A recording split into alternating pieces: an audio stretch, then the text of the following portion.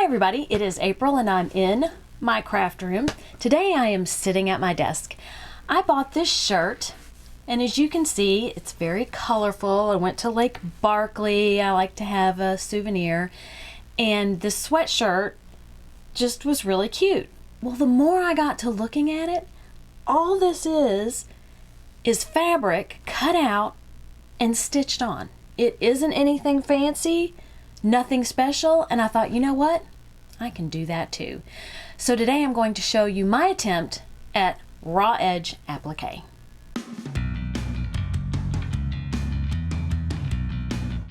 The first thing that we need to do is get a design, and I have chosen to use Cricut Design Space. I'm going to make my own Mickey Mouse head. I've got a circle. I'm going to duplicate it, and I'm going to duplicate it again. Actually, I'm just going to duplicate it once. Let's make this one bigger. And actually, we're going to make this a little smaller. Let's do that. Now I'll duplicate it. I want my ears to be the same size. Looks pretty Mickey to me. I'm going to select it and then I'm going to weld it. And there, I have my own Mickey Mouse head. Let's size this. So I usually like to stay around 6 inches on a child's shirt. So let's go. We'll go ahead and click Make It. And material, okay, we're good. We'll pick our material on the next screen. I like to do heavy fabrics like denim. And let's go to the machine. I have this piece of fabric and I have adhered heat and bond to the back. This will just help me keep my image in place while I'm sewing around it. So it's not meant to hold it down. The thread will hold it down. And I'm not real sure if I'll have any issue with not fraying on my edges if I use the heat and bond. I'm hoping that it will still fray because I think fraying adds. If it doesn't fray, the next time I'll use like a 505 spray to get my image to stick down. I'm going to put this right side of the material face down on my mat. On my scan and cut, I put a piece of fabric with heat and bond on the back with the heat and bond protective sheet down, and I had to buy a new mat. So I don't think that would happen on this, but I am not even going to try. I'm going to set this here, make sure it's nice and sticky. This is the shirt that I'm going to be decorating. It's just a kid's shirt from Walmart in pink. So let's get cutting. And while it's cutting, I'm going to go heat up the iron. Here I have my Mickey. Let's go iron it on. So here's my shirt. This has a backing on it that I want to peel off.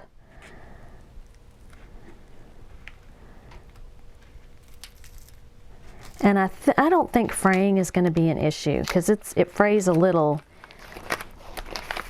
on the ear even. Well, that's the top. Oh well. Hopefully I'll still get it to fray when I wash it. So I'm just going to eyeball this. I think that looks cute. I'm just going to iron it down. Again, I'm not ironing this for it to hold the image down. The stitching will hold the image down, but this will help this not to move while I'm stitching it. Onto the sewing machine. I haven't put any fancy thread in. I will save that for once I get this process down. I did take my Sew Steady table off because I think it's going to be easier, especially with a shirt this small, to be able to put my shirt over this arm. All right. I've got it on a regular piecing setting as opposed to the 1/4 inch. Let's go ahead and do the 1/4 inch seam. We'll see how that goes.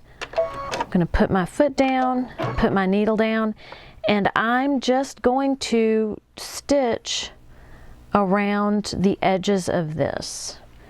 I'm probably going to have to do quite a bit of adjusting, but I think it'll be okay.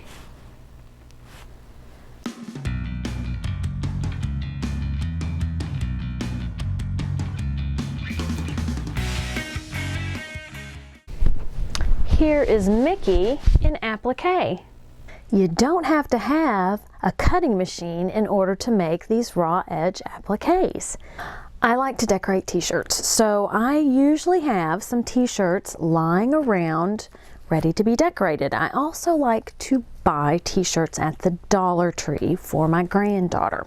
Now, for mine, and maybe even a shirt for her, I have this panel. And this is from 3 Wishes fabric, and it's Sassier Animals. And there are the cutest sayings on these little squares. So it's pandemonium, totally awesome, no problema, are you kidding me right now? So what I'm going to do is I am simply going to cut out one of these squares. It doesn't have to be perfect because the edges are going to fray anyway, and put it on a shirt. All I need to do is find my good fabric scissors. This works out well because it is on the top of the panel, and I do have plans to use other parts of this panel as well. Another thing, you do not have to use your sewing machine to adhere this to your shirt. You can hand stitch it if that's what you want to do, if that's what you're used to doing. So don't think that you're bound to use a sewing machine. Just take your needle and thread and hand stitch it. I don't like doing hand stitching, so I'll leave it up to you to do that. Another thing, you don't have to have a cutting machine.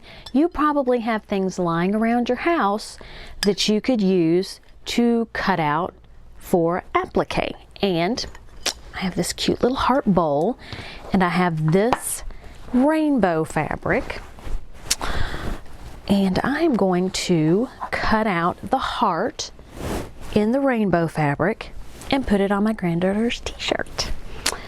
All I want to do is, I have this pen that has pink, and what I can do, because this is not, it doesn't have to be in a particular direction, a heart can be flipped either way, I'm going to try and be conservative.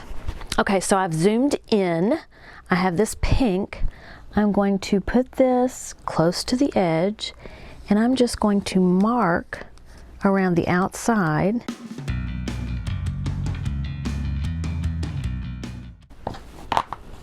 And here we have a cute heart applique. It is going to look great on this red t-shirt. So let's get some 505 on this and go sew. Now I have 2 adhesives. I've got a 505 spray, which I've heard that people use, Odif 505, acid-free, no CFC. And then I also have Craft Bond glue from Elmers. And it says that you can use it on fabric. Temporary or permanent bond, acid-free. So, fast tack, use on multiple surfaces. So, I'm going to put one on one and one on the other. I don't know what the difference is. I would go outside, but it's raining and I have no intention of using that much. I'm going to just eyeball this and put a little glue just in the center. And now my shirt is gluey.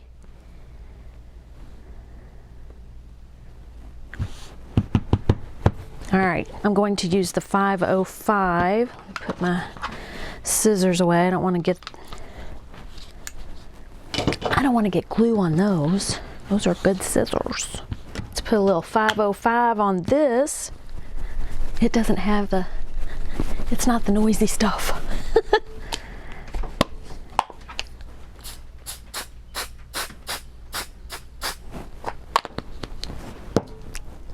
Okay.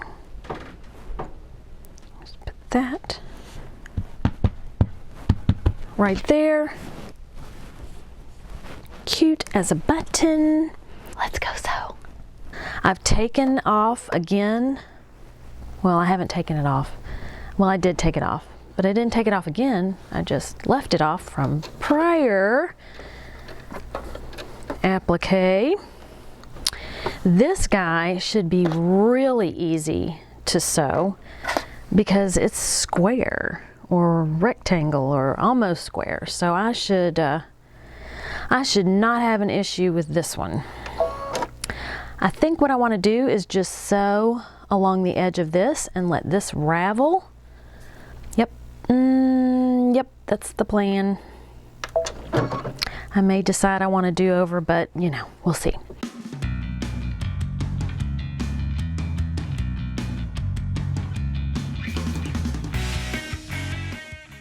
There is the kitty appliqued onto my shirt. Let's get this lined up.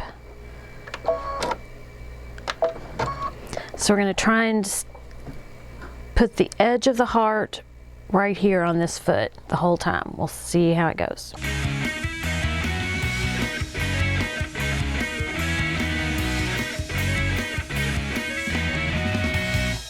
Yeah, I got really, really close. Let's see if you can see to the edge right here. So I'm going to go ahead and fix that. I don't want to be that close to the edge. Here, I just went in on the inside of the initial seam. And by the time it frays on the edge, you won't even be able to tell. So I'm going to go wash these and then I'll be back to show you how they turned out. My shirts are all washed and ready to show you. I did want to mention you can also use quilt basting spray. That's another spray that goes away once you wash it. So that's an option in addition to your glue, your craft bond glue, and your 505 adhesive. Let me show you what happens when you use your heat and bond. You don't get the fraying. Now there is a little bit of fraying at the top of the ears, but that's because my heat and bond didn't go all the way to the top of my ears. So when you put it on there, it's gonna stick. Now I would think eventually, after washing it over and over and over again, that eventually the edges will fray. But if you specifically want that frayed look, don't use heat and bond unless you're not gonna put it all over the fabric, unless you're just going to have it on the interior portion of your fabric and not around the edges. If you don't want the fraying, looks like heat and bond is your go-to adhesive. Now this is adorable and it frayed just like I wanted it to. So you can see how it frayed around the edges. And then there are some actual strings that I need to pick off. That turned out just like I wanted. And last but not least is my kitty. This frayed on the top and on the bottom, but the sides didn't fray as much as the top and the bottom did. I think that was because of the way that the fabric was cut. I kind of ran my fingers on the edges and I think eventually it would fray, but if you really want even fraying all the way around, I would do a little snipping with some scissors. I'm not going to worry about it. I think it's cute the way it is, and I think, like I said, eventually it will just all fray. But after your first washing, most of your fraying is going to be at the top and the bottom. Thank you for watching. I hope you enjoyed this video. I hope it gave you some ideas for some decorating. You don't have to just decorate shirts. You could put this on bags, pants. There are just all kinds of things, you know, sweatpants. There are all kinds of things that you could decorate with just cutting out a piece of fabric that has something that you like on it, or using a particular shape. You can use a cutting machine. You don't have to use your cutting machine. Options are endless. If you liked this video, please give it a thumbs up. If you want to see more crafty tutorials, please subscribe and click the bell to be notified when I upload new content. Have a great day, eat some chocolate, and be kind to everyone. Until next time, bye.